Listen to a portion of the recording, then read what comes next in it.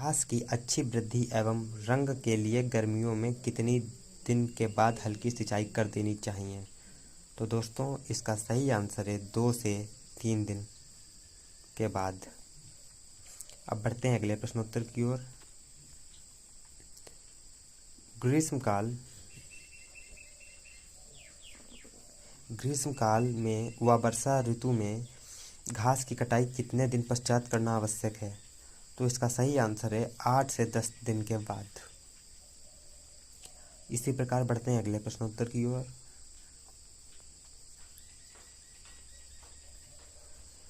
किस पौधे की पत्तियां रसदार फर्ण की भांति होती हैं? तो दोस्तों इसका सही आंसर है पिलिया मोस्कोसा।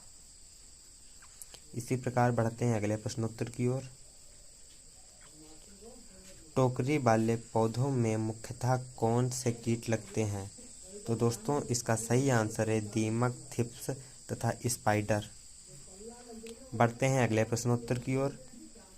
बदलते हुए नम मौसम में कौन सा रोग अधिक लगता है? दोस्तों यहाँ पे हुए की जगह हुद हो गया, इसके लिए हम आपसे माफ़ी मांगना चाहते हैं। तो दोस्तों आपको बता दें, बदलते हुए नम मौसम में कौन सा रोग अधिक लगता है? तो इसका सही आंसर है चूर्णिल आस्था। यह रोग कई पौधों में बहुत अत्यधिक तथा यह हानिकारक कीट होता है। बढ़ते हैं अगले प्रश्नोत्तर की ओर। आर्य उद्यानों में अधिकतर किसके पौधे लगे थे? तो इसका सही आंसर है अशोक के। बढ़ते हैं अगले प्रश्नोत्तर की ओर। सर्वप्रथम मुगल उद्यान किसने बनवाया था? तो आपको बता दें कि सर्वप्रथम मुगल उद्यान मोहम्मद बिन कासिम ने 1712 ईस्वी में बनवाया था। बढ़ते हैं अगले प्रश्नोत्तर की ओर। द्वितीय मुगल गार्डन किसने बनवाया था? द्वितीय मुगल गार्डन किसने बनवाया था? तो इसका सही आंसर है अलाउद्दीन खिलजी ने 1290 ईस्वी में। और दोस्तों पहला किसने बनवाया था? पहला बनवाया था मोहम्मद बिन कासिम ने 1712 ईस्वी में। इसी प्रकार बढ़ते हैं अगले प्रश्नोत्तर की ओर। बाबर ने कब मुगल उद्यान लगवाए? तो इसका सही आंसर है 1494 ईस्वी में। बढ़ते हैं अगले प्रश्नोत्तर की ओर। तोरण द्वारा एवं मंडप किन उद्यानों में बनाए जाते हैं? तो दोस्तों इसका सही आंसर है पारसी उद्यान में। बढ़ते हैं अगले प्रश्नोत्तर की ओर। पारसी उद्यानों में किस नियम को प्राथमिकता दी जाती है? तो इसका सही आंसर है संतुलन की। बढ़ते हैं अगले प्रश्नोत्तर की ओर। वृंदावन गार्डन कहाँ स्थित है? तो आपको बता दें कि वृंदावन गार्डन मैसूर में स्थित है। बढ़ते हैं अगले प्रश्नोत्तर की ओर। चंडीगढ़ में कौन सा उद्यान स्थित है? तो दोस्तों इसका सही आंसर है पिंजौर गार्डन। कौन सा? पिंजौर गार्डन। इसी प्रकार बढ़ते हैं अगले प्रश्नोत्तर की ओर। अगर आगरा में कौन सा उद्यान है?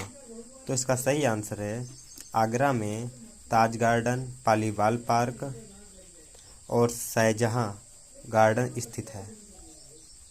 दोस्तों अगर आपको हमारा वीडियो पसंद आए तो वीडियो को अवश्य लाइक करें तथा ज़्यादा से ज़्यादा शेयर करें, जिससे कि आपके सभी मित्रों के पास यह वीडियो पहुंच सके और उनकी होने वाली परीक्षा में यह लाभदायक साबित हो।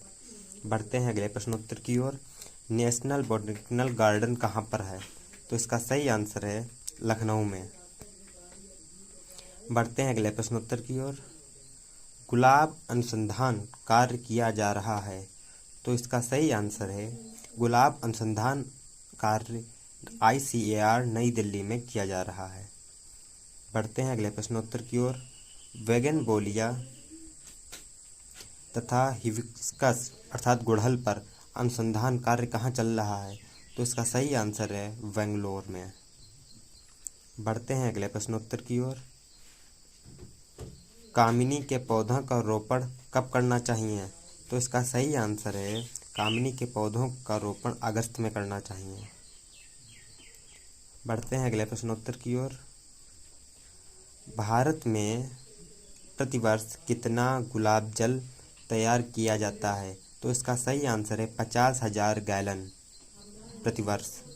बढ़ते हैं अगले प्रश्नोत्तर की ओर। नील कमल किसका प्रतीक माना जाता है? तो इसका सही आंसर है भगवान विष्णु का। नील कमल भगवान विष्णु का प्रतीक माना जाता है। बढ़ते हैं अगले प्रश्नोत्तर की ओर। कदम के वृक्ष का संबंध किससे है?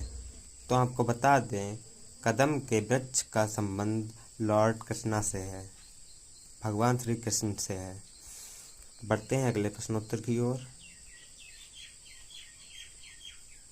रजनीगंधा में तना सड़न रोकने के लिए किसका छिड़काव करना चाहिए? तो आपको बता दें कि रजनीगंधा में तना सड़न से बचाव करने के लिए ब्रासिकोल 20% का छिड़काव करना चाहिए। केना का बीज कितने दिन में जम जाता है?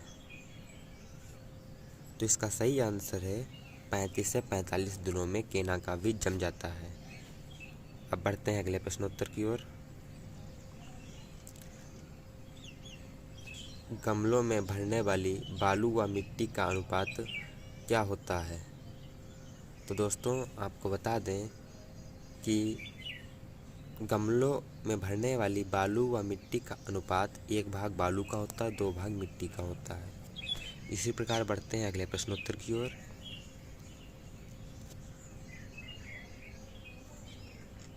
शुष्क जलवायु में गमला कितने दिन बाद बदलना चाहिए? तो इसका सही आंसर है 4 से 6 वर्ष बाद। शुष्क जलवायु में गमले को 4 से 6 वर्ष बाद बदल देना चाहिए। अब बढ़ते हैं अगले प्रश्नोत्तर की ओर। गुलदाउदी खरपतवार नियंत्रण के लिए क्या प्रयोग किया जाता है? तो इसका सही आंसर है एट्राजिन 3 kg प्रति हेक्टेयर। बढ़ते हैं अगले प्रश्नोत्तर की ओर। गेंदा का वास्तविक नाम क्या है? तो गेंदा का वास्तविक नाम टेक्टस इरकेटा है।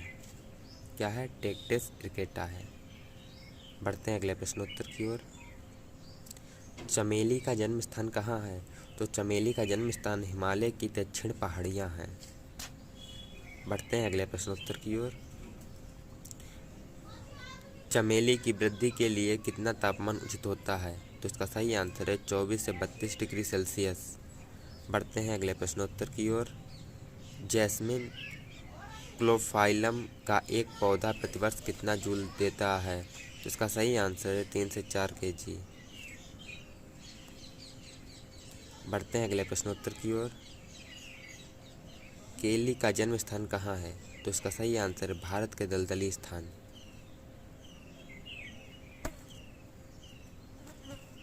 बढ़ते हैं अगले प्रश्नोत्तर की ओर। केले की लाल फूलों की प्रजातियां कौन कौन सी हैं? तो इसका सही आंसर है black knight deep Bimson. Black knight और डीप बिम्सन केली की लाल फूलों की प्रमुख जातियां हैं। बढ़ते हैं अगले प्रश्नोत्तर की ओर। केली के हरे फूलों की प्रजातियां कौन कौन सी हैं? तो इसका सही आंसर है माउंट एवरेस्ट और रेडियो। बढ़ते हैं अगले प्रश्नोत्तर की ओर। और दोस्तों केली के लाल फूलों की प्रजातियां हैं ब्लैक नाइट और डीप बिम्सन। बढ़ते हैं अगले प्रश्नोत्तर की ओर। गुलाब की सफ़ेद फूलों की प्रजातियां हैं। तो इसका सही आंसर है तुषार, जून, ब्राइट, पास्कली। बढ़ते हैं अगले प्रश्नोत्तर की ओर। लता गुलाब की जातियां कौन सी हैं? तो इसका सही आंसर है मस्क, नॉइस टी इत्यादि। बढ़ते हैं अगले प्रश्नोत्तर की ओर। गुच्छों में फूल देने वाली गुलाब की जाति है। तो इसका सही आंसर है एटम बॉम्ब। बढ़ते हैं अगले प्रश्नोत्तर की ओर। डहेलिया का जन्म स्थान कहाँ पर है? तो डहेलिया का जन्म स्थान मैक्सिको के जंगल को माना जाता है। बढ़ते हैं अगले प्रश्नोत्तर की ओर। डहेलिया के लिए कितना तापमान अधिक होता है? तो डहेलिया के लिए अधिक तापमान 10 से 12 डिग्री सेल्सियस होता है। बढ़ते हैं अगले प्रश्नोत्तर की ओर। केवल पीला फूल देने वाला पौधा है। तो इसका सही आंसर है सूरजमुखी। बढ़ते हैं अगले प्रश्नोत्तर की ओर। गुलाब का पौधा है तो गुलाब एक मध्यम झाड़ी है। गुलाब एक मध्यम झाड़ी है।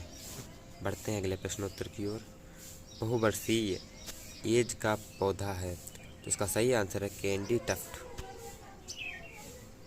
बढ़ते हैं अगले प्रश्नोत्तर की ओर। बड़ी रक्षक बाड़ का पौधा कौन सा है तो इसका सही आंसर है करौंदा। बड़ी रक्षक बाड़ का पौधा कौन सा है तो करौंदा है दोस्तों। बढ़ते हैं अगले प्रश्नोत्तर की ओर। पतझड़ वाले पौधे को लगाने का उपयुक्त समय कौन सा है तो इसका सही आंसर है फरवरी मार्च। बढ़ते हैं अगले प्रश्नोत्तर की ओर। उत्तम छोटी अलंकृत बाड़ है तो इसका सही आंसर है डोडोनिया विस्कोसमा। उत्तम छोटी अलंकृत बाड़ है तो इसका सही आंसर है डोडोनिया विस्कोसमा। अब बढ़ते हैं अगले प्रश्नोत्तर की ओर। भारतीय बागवानी अनुसंधान कहाँ पर स्थित है तो दोस्तों इसका सही आंसर है बेंगलोर। यह प्रश्न परीक्षा में 100% आने की संभावना रखता है। तो दोस्तों इस प्रश्न को आप कहीं पर नोट कर लीजिए जो कि आपको पुनः रिपीट करने में आसानी हो। तो दोस्तों बढ़ते हैं आज के अंतिम प्रश्न की ओर।